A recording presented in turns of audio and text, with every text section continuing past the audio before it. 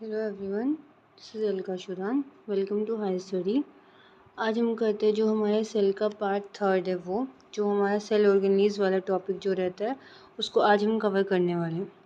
हमने पढ़ा कितना था? हमने सेल पढ़ लिया, सेल की डिस्कवरीज पढ़ ली हैं, डिफ्यूज़न पढ़ लिया, plant cell, animal cell, plant cell, animal cell के अंदर हम डिफ्रेंशिएशन कर चुके हैं। अब नेक्स्ट जो हमें करना है, हमें माइटोकॉन्ड्रिया, सेल ऑर्गेनलीज पढ़े, लास्ट हमने सेल ऑर्गेनलीज पे छोड़ा था। सेल ऑर्गेनलीज क्या होती हैं? जो एसेंशियल होती हैं सेल की वर्किंग के लिए। अब माइटोकॉन्ड्रिया सबसे पहले आता है माइटोकॉन्ड्रिया। माइटोकॉन्ड्रिया के बारे में आपने सुना होगा। सबसे कॉमन जो हम माइटोकॉन्ड्रिया के बारे में जानते होते हैं, तो माइटोकॉन्ड्रिया को बोला जाता है पावर हाउस ऑफ सेल। अब ये पावर हाउस ऑफ सेल किस लिए बोला जाता है? हम पावरफुल किसको बोलते होते हैं? अगर कॉमन एग्जांपल लेते किसी इंसान के बारे में बात कर रहे हैं, तो किस इंसान को हम पावरफुल कहते होते हैं? जिसके पास एनर्जी होती है, जिसके पास एनर्जी ज़्यादा होती है उसी को हम लोग पावरफुल कहते हैं। तो यहाँ एनर्जी का कैसे रोल होता है कि जो माइटोकॉन्ड्रिया होता है वो क्या काम करता है? वो एटीपी बनाने का काम करता होता है। एटीपी क्या होती है? एडिनोसाइन ट्राइफॉस्फेट होती है, जिसको हम क्या कहते हैं? जो बनाती है, मिक्स एनर्जी बनाने का काम करती होती है और एनर्जी होती है। और इस एनर्जी को क्या बोला जाता है? इसको हम एक नेम से और जानते होते हैं, करेंसी ऑफ दी सेल। जैसे इंसान का काम मनी के बगैर नहीं चलता, रुपये हमारी करेंसी है, इसी तरीके से अगर माइटोकॉन्ड्रिया की या फिर हमारे सेल की अगर कोई करेंसी होती है तो वो क्या होती है? वो एटीपी होती है। जो माइटोकॉन्ड्रिया होता है वो टू मेम्ब्रेन बाउंड होता है। टू मेम्ब्रेन कैसे होती है? इसकी दो मेम्ब्रेन्स होती है। एक तो ये हमें दिख रही है आउटर वाली मेम्ब्रेन, ये जो है, ये मैं अभी जो इसको हाईलाइट कर रही हूँ, ये होती है इसकी आउटर मेम्ब्रेन। और जो ये अंदर फोल्डिंग्स हो रखी हैं, ये होती है इसकी इनर मेम्ब्रेन। इनर मेम्ब्रेन की ऐसे जो फोल्डिंग्स हो रखी हैं होती है इसकी इनर मेम्ब्रेन। दो मेम्ब्रेन्स होती हैं, आउटर और इनर। इनर मेम्ब्रेन जो होती है वो फोल्डिंग क्यों होती है? इनर मेम्ब्रेन जो है आपको, ये इस तरीके से फोल्डिंग क्यों हो रखी है? इसको फोल्ड क्यों किया जाता है? बिकॉज ये जितनी ज़्यादा फोल्डिंग्स होंगी ना, उतनी ज़्यादा एनर्जी प्रोड्यूस करेगा। ये जो फोल्डिंग्स हैं वो किस चीज़ का काम कर रही है? वो एनर्जी को प्रोड्यूस करने में हेल्प कर रही है। ठीक है। और जो सबसे मतलब कि अदर ऑर्गेनलीज के कंपैरिजन में जो माइटोकॉन्ड्रिया को सबसे अलग जो बनाता होता है, वो उसका क्या फीचर होता है? वो हैज़ इट्स ओन डीएनए, इसका खुद का डीएनए होता है। माइटोकॉन्ड्रिया के पास जो होता है वो डीएनए जो होता है, डीएनए एंड जो राइबोसोम्स होते हैं वो इसके खुद के होते हैं। और ये जो क्वेश्चंस हैं ये सिर्फ एनवीएस के लिए ही इम्पोर्टेंट नहीं है, आपके अदर एग्जाम्स के लिए भी बहुत इंपॉर्टेंट है। जो आपको एसएससी के अंदर ये क्वेश्चन बहुत फेवरेट क्वेश्चन होता है, रेलवेज़ के अंदर पूछा जाता है, और अदर जो भी आपके वनडे कॉम्पिटिटिव एग्ज़ाम्स होते हैं उन सब के लिए ये जितना भी मैं करवा रही हूँ बहुत इंपॉर्टेंट है आपके लिए। आप ये कर लेते हो तो आपके लिए सफिशेंट है। इसके अंदर मैं आप लोगों की एनसीईआरटीज़ जो है ना वो लाइन टू लाइन कवर कर रही हूँ। जो एनसीईआरटी 9th 10th और इवन 8th तक की एनसीईआरटी का मैं कंप्लीट कवरेज लेके चल रही हूँ। ठीक है। सो ये क्लासेस आप अच्छे से कर लेते हो, देन आपको एनसीईआरटीज़ एंड ज़्यादा कुछ करने की ज़रूरत नहीं है। दूसरा, बिकॉज एनसीईआरटी में खुद कवर कर रही हूँ, यहाँ लाइन टू लाइन एनसीईआरटी को कवर किया जा रहा है आपके लिए। नेक्स्ट देखेंगे हम एंडोप्लाज्मिक रेटिकुलम। एंडोप्लाज्मिक रेटिकुलम क्या होता है? एंडोप्लाज्मिक रेटिकुलम भी हमारी क्या है? एक सेल ऑर्गेनली ही है। ये भी क्या होती है? मेम्ब्रेन बाउंड ऑर्गेनली होती है। मेम्ब्रेन बाउंड ऑर्गेनली, और जो एक हम देखेंगे डबल मेम्ब्रेन, जो हमने अभी माइटोकॉन्ड्रिया के बारे में जो पढ़ा था ना, माइटोकॉन्ड्रिया कैसा था? माइटोकॉन्ड्रिया हमारे डबल मेम्ब्रेन बाउंड था। डबल मेम्ब्रेन का मतलब मैंने आपको बताया कि उसके अंदर एक इनर मेम्ब्रेन थी और एक आउटर मेम्ब्रेन थी। ठीक है। अब ईआर कैसा होता है? ईआर भी मेम्ब्रेन बाउंड होता है। रफ ईआर मेक्स, मतलब सबसे पहले हम एंडोप्लाज्मिक रेटिकुलम का अगर हम फंक्शन की बात करें तो ये किस चीज़ का काम करता होता है? ये जो भी काम होता है, ये ट्रांसपोर्ट का जो काम है ना वो पूरा ये करता होता है। अब यहाँ पे ट्रांसपोर्ट कैसा आ गया? सेल के अंदर ट्रांसपोर्ट कैसा है? सेल ट्रांसपोर्ट वर्ड तो हम बाहर सुनते होते, बाहर मतलब कि मतलब हम नॉर्मल बातचीत में यूज़ करते हैं, लेकिन यहाँ पे ट्रांसपोर्ट हम किसका करेंगे? ट्रांसपोर्ट यहाँ पे हम आगे देखेंगे। जनरली यहाँ पे किसका? प्रोटीन्स एंड फूड्स वगैरह इन सब चीज़ों का ट्रांसफ़र होता है। और जो एंडोप्लाज्मिक रेटिकुलम जो है ना, एंडोप्लाज्मिक रेटिकुलम जो वो 2 टाइप का होता है। ठीक है। Endoplasmic two type ER short form जो होती है इसको हम ER से जानते होते हैं। एंडोप्लाज्मिक रेटिकुलम दो टाइप का होता है, एक होता है रफ एंडोप्लाज्मिक रेटिकुलम, दूसरा होता है स्मूथ एंडोप्लाज्मिक रेटिकुलम। अब रफ एंडोप्लाज्मिक रेटिकुलम और स्मूथ एंडोप्लाज्मिक रेटिकुलम दोनों का क्या होता है, अलग अलग फंक्शनिंग होती है। अलग अलग फंक्शनिंग कैसे होती है? अब जो रफ एंडोप्लाज्मिक रेटिकुलम आपका ये किस चीज़ का काम करता है, ये प्रोटीन्स का काम करता होता है, प्रोटीन सिंथेसिस का काम करता होता है। अब इसको रफ एंडोप्लाज्मिक रेटिकुलम क्यों बोला जाता है? अब यहाँ देखो, ये जो डायग्राम दिखाई दे रहा है आप लोगों को, ये जो है ये यहाँ पे क्या है, ये न्यूक्लियस है, ठीक है।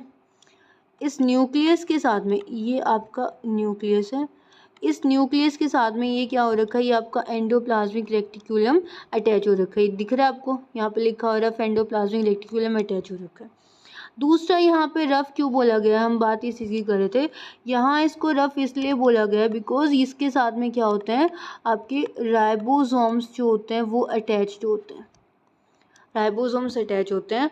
और राइबोसोम्स अटैच होने की वजह से ये देखो, ये राइबोसोम छोटी छोटी डॉट्स, जो ये वाली जो डॉट्स आपको दिखाई दे रही हैं, ये डॉट्स किस चीज़ की हैं, ये राइबोसोम्स की ही डॉट्स हैं, ठीक है। ये राइबोसोम, अब ये राइबोसोम्स ही क्या करते हैं, राइबोसोम्स को क्या बोला जाता है, प्रोटीन फैक्ट्री भी बोला जाता है। इसको हम प्रोटीन फैक्ट्री क्यों बोलते होते हैं, प्रोटीन फैक्ट्री इसलिए बोला जाता है बिकॉज ये प्रोटीन्स बनाने का जो काम करता होता है वो कौन करता है, राइबोसोम्स ही आपकी प्रोटीन सिंथेसिस करते होते हैं।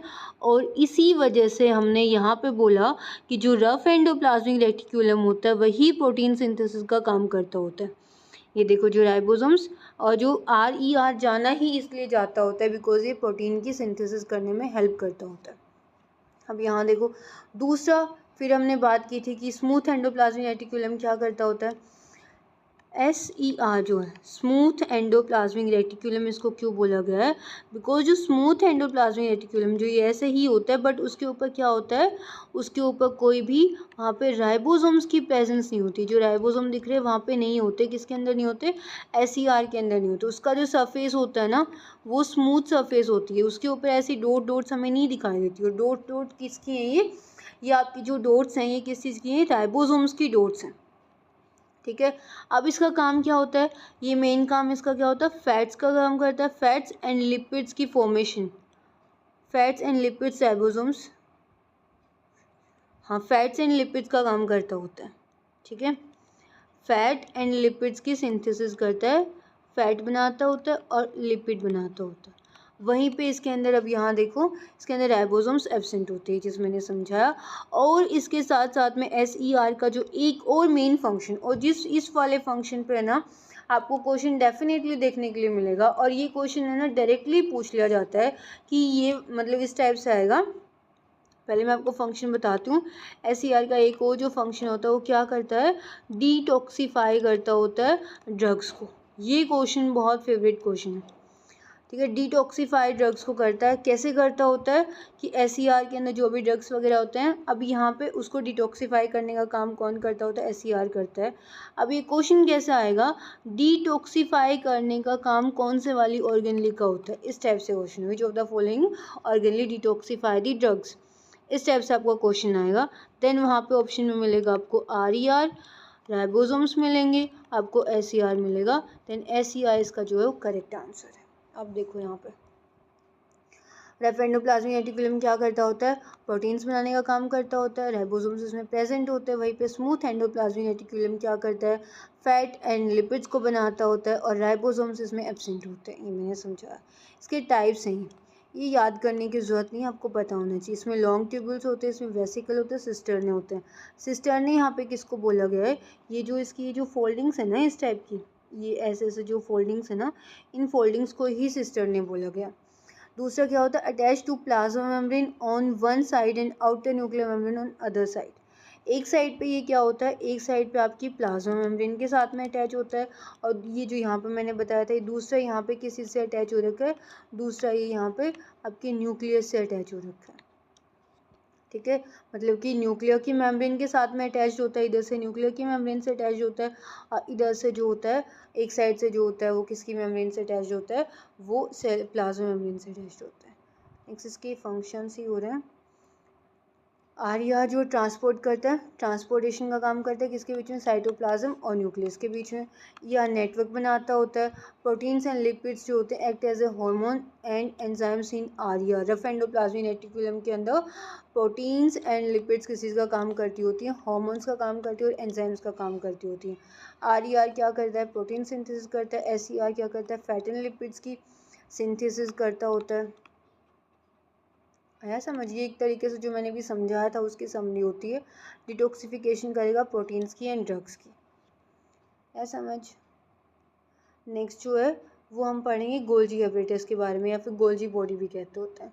सबसे पहले देखो इसकी डिस्कवरी की थी। इसकी डिस्कवरी किसने की, कैमिलो गोल्जी ने की, जिसने इसके बारे में बताया इसमें क्या क्या होता है। इसमें भी वेसिकल्स होते हैं, सिस्टर्ने होते हैं एंड वैक्यूल्स होते हैं। सिस्टर्ने क्या, किस चीज़ को बोला गया, ये जो फोल्डिंग्स है ना इनको सिस्टर्ने बोला गया, ठीक है। और ये सिस्टर्ने कितने टाइप के होते हैं, ये सिस्टर्ने टाइप, एक तो होता है ट्रांस और एक होता है सिस।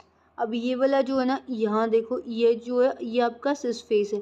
सिस ये वाला इधर वाला होता है, और ये जो बाहर की साइड में होता है ये ट्रांस फेस होता है। इसमें लिखा भी हुआ है ये वाला जो ट्रांस फेस है और ये वाला जो है वो सिस फेस है। आया समझ। जो सिस फेस होता है ना वो किस लिए होता है, किसी भी चीज़ को इनटेक करने के लिए होता है। और जो सिस फेस है वो होता भी टुवर्ड्स किसकी साइड होता है, वो न्यूक्लियस की साइड में होता है। और जो ट्रांस फेस होता है ये किसकी साइड में होता है, ये टुवर्ड्स प्लाज्मा मेम्ब्रेन होता है। ठीक है, ये प्लाज्मा मेम्ब्रेन की साइड होता है।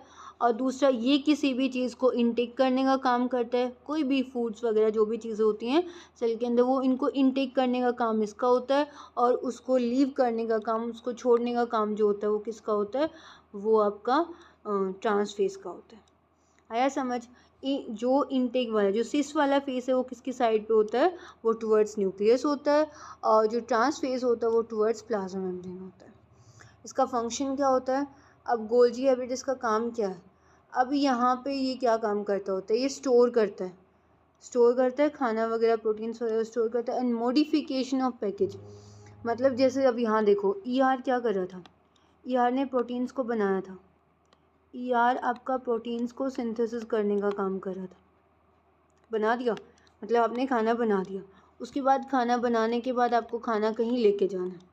लेके जाने के लिए, लेके जाने जैसे फॉर एग्जांपल आपने अपने घर पे खाना बनाया, उसके बाद आपको अपने ऑफिस खाना लेके जाना है। ऑफिस खाना लेके जाने से पहले उस खाने की पैकिंग भी तो होगी ना। और वहाँ पे पैकिंग का काम कौन करता है, आपका टिफ़िन बॉक्स करता है। टिफ़िन बॉक्स में पैकिंग होती है। सिमिलरली इसी तरीके से जो रफ एंडोप्लाज्मिक रेटिकुलम ने खाना बना दिया, इस खाने को ट्रांसपोर्ट करने का काम कौन करेगा, इस खाने को ट्रांसपोर्ट करेगा ER खुद करेगा। और इस खाने को कहाँ लेके जाएगा, इस खाने को पैकेजिंग के लिए लेके जाएगा किसके पास, गोल्जी के पास। अब गोल्जी के पास खाना आ चुका है, वो इस खाने को मॉडिफाई करेगा एंड इसकी पैकेजिंग करेगा।